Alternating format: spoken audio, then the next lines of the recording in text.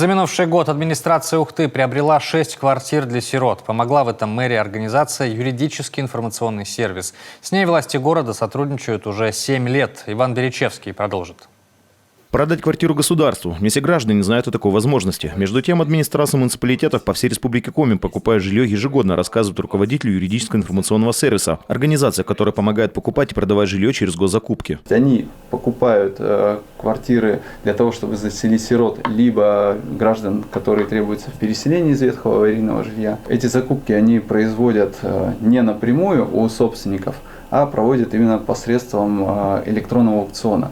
Ольга Самборская продавала свою однокомнатную квартиру в Ухтинском микрорайоне Дальний в октябре. Новость о том, что покупатель может стать администрация города, сразу успокоила, признается девушка. Об организации «Юридический информационный сервис» она узнала случайно. Узнала через знакомых. Знакомые уже сталкивались с этой организацией, были хорошие отзывы. Предложить жилье государству может любой собственник. Есть ограничения только по техническим требованиям к жилью. Квартира должна быть без обременений с косметическим ремонтом. Причем делать его нужно только тогда, когда точно известно, что квартира победила в аукционе и будет продана. В среднем квартиры продаются через аукцион за 1,5 месяца, и собственник получает деньги на свой личный расчетный счет.